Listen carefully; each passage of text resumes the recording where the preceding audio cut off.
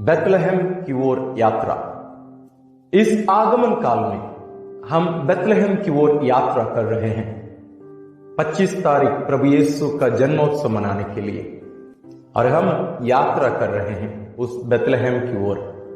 तो आज के पहले जो दिन हो गए हैं, मुझे विश्वास है कि आप हर दिन जो व्यक्ति हमारे साथ इस यात्रा में शामिल हुए हैं, आप उनका साथ पूर्ण रूप से निभाए हैं और लाभ उठाए हैं। और आज हमारे साथ इस यात्रा में, बेथलेहम की ओर इस यात्रा में शामिल हो रहे हैं योशुआ। जी हां, योशुआ, आप जरूर इनके बारे में जानते होंगे। इस्राएलियों को प्रतिज्ञा देश ले जाने में योशुआ एक अहम भूमिका निभाए थे। मूसा के बाद योशुआ ही इस्राएलियों को आगे ले चले। मूसा इस्राएलियों को बाहर ले आकर 40 वर्ष तक उनका अगुवाई करके उन्हें प्रतिज्ञा देश के उस सीमा तक ले गए, लेकिन अंदर ले जाने का कार्य योशुआ को ईश्वर सौंपे थे। और इनकी कुछ विशेषताएं, ये योशुआ है जो सबसे पहला ऐसे लीडर रहे या अगुवा रहे जो इस्राएलियों को युद्ध के लिए लेके चले। और ये ऐसे एक अगुवा हैं जो उन्हें प्रतिज्ञा देश के अंदर लेके गए। और ये पहले वो नेता हैं जो इस्राएलियों के पहला नेता उस प्रतिज्ञा देश में थे, क्योंकि जब ईश्वर मूसा के द्वारा इस्राएलियों को उस प्रतिज्ञा देश तक लेके आए, प्रतिज्ञा देश के अंदर जाना, और वहां पहले से ही जितने भी लोग रह रहे थे उनके साथ युद्ध करके एक प्रकार से उस देश को अपने लोगों के हाथ में देने की जिम्मेदारी ईश्वर योशुआ को दिए थे। और हम देखते हैं कि योशुआ उसका पूरा किए। और योशुआ ईश्वर द्वारा निर्धारित किए गए थे, लेकिन वो अपने आप को मूसा के सामने बहुत छोटा मानते थे, क्योंकि वो उनको अपना एक प्रकार से ईश्वर मानते थे। इसलिए वे उनके सामने बहुत ही नम्र रहे। और जब मूसा उनको बताए कि उन्हें अभी आगे नेतृत्व करना है, वो थोड़ा सा पीछे भी हटे, क्योंकि वो अपने आप को मूसा की तुलना करके देख रहे थे और देखे कि वो मूसा के सामने कुछ भी नहीं है। इसलिए मूसा विधि विवरण ग्रंथ अध्याय 31 पद संज्ञा 7 और 8 में कहते हैं, तब मूसा ने योशुआ को बुलाया और सभी इस्राएलियों के सामने उससे कहा, दृढ़ बने रहो और ढारस रखो, तुम इन लोगों को उस देश ले चलोगे जिसे प्रभु ने शपथ खाकर उनके पूर्वजों को देने की प्रतिज्ञा की है। तुम उस देश को उनके अधिकार में दे दोगे। प्रभु तुम्हारे आगे आगे चलेगा और तुम्हारे साथ रहेगा। वह तुम्हें निराश नहीं करेगा और तुमको नहीं छोड़ेगा। भयभीत ना हो और मत डरो। यह वचन योशुआ के लिए एक प्रकार से हिम्मत दिया, भरोसा दिया। और ये वचन मूसा का भी मनोभावना और उनका अनुभव, ईश्वर के साथ जो अनुभव रहा, उसको अपना शिष्य के साथ वो बांटे और ये उन्हें मजबूत बनाया। और इसलिए वो उन्हें आगे ले चल पाए थे। और एक बात हमें ध्यान में रखने की जरूरत है, जितने भी लोग मिस्र से निकले थे उनमें से बहुत कुछ लोग ही प्रतिज्ञा देश पहुंचे थे। यहां तक मूसा प्रतिज्ञा देश में प्रवेश नहीं कर पाए थे। ईश्वर वहीं उस रास्ते में ही बहुत सारे लोगों को मार रहे थे, उनके पापों के कारण, उनके अविश्वास के कारण। यहां तक मूसा भी अविश्वास किए थे।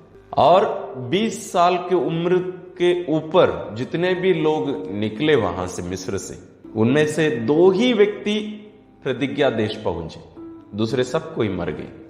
उनमें से एक थे कालेब और दूसरा है नून के पुत्र योशुआ। तो कालेब और योशुआ, यही 2 व्यक्ति जो प्रतिज्ञा देश पहुंचे थे। यानी 20 साल के ऊपर जितने भी बड़े लोग थे उनमें से यही 2 व्यक्ति, जो बच्चे थे उन लोग सब पहुंच गए।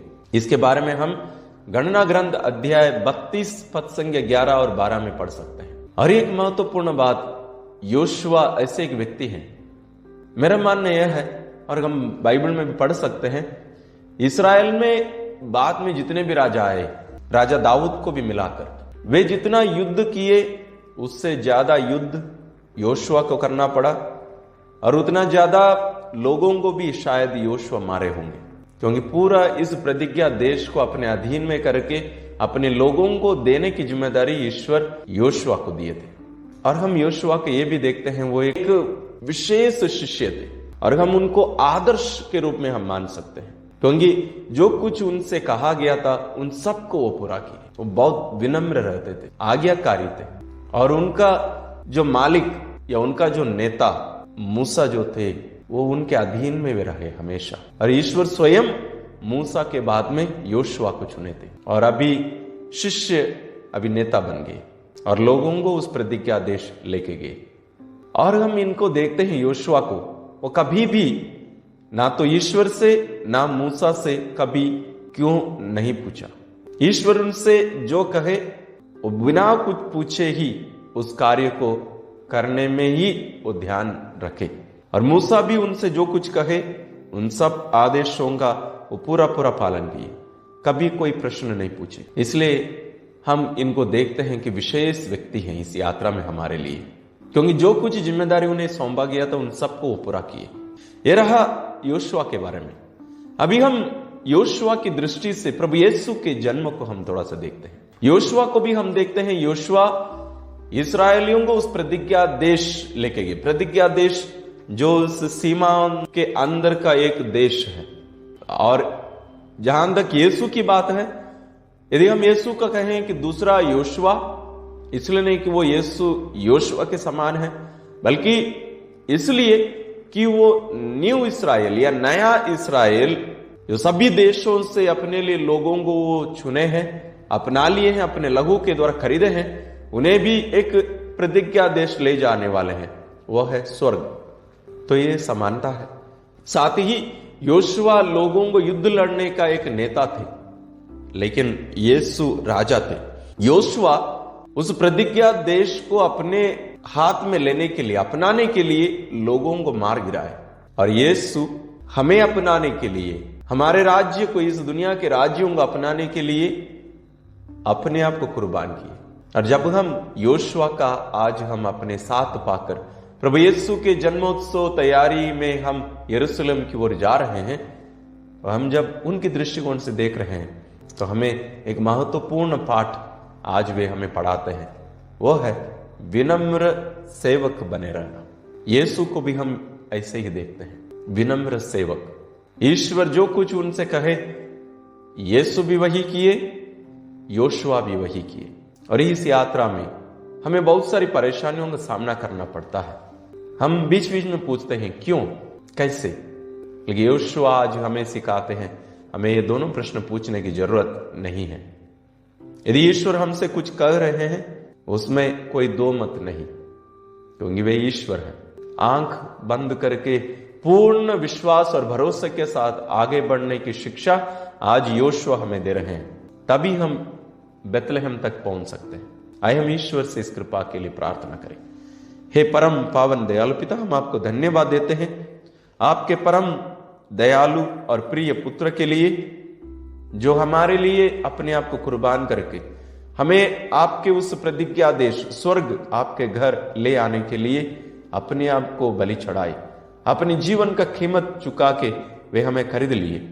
प्यारे पिता, आज विशेष रूप से जब हम उनके उस जन्मोत्सव की तैयारी में अपने आप को हम आगे उस बेतलहम की ओर आगे बढ़ रहे हैं, आज विशेष रूप से जब आप योशुआ को हमें दिए हैं, हमें भी योशुआ का मनोभाव दीजिए और नम्र और विनीत होकर आपके सेवक बने रहकर आपके अधीन में रहकर जीने की कृपा हमें प्रदान करिए। साथ ही प्यारे पिता, हम क्रिस्तियों को आप ये भी जिम्मेदारी दी है कि हम भी अगुवा बने, ना केवल हम स्वयं उस प्रतिज्ञा देश में प्रवेश करें, बल्कि दूसरों को भी हम अपना साथ ले चलें, जैसे योशुआ ने किया, ताकि हमारी ये यात्रा सफल रहे और हम आपके पुत्र तक पहुंचने में आप हमारी सहायता करें। हम ये प्रार्थना करते हैं अपने प्रभु क्रिस्त के द्वारा, आमीन।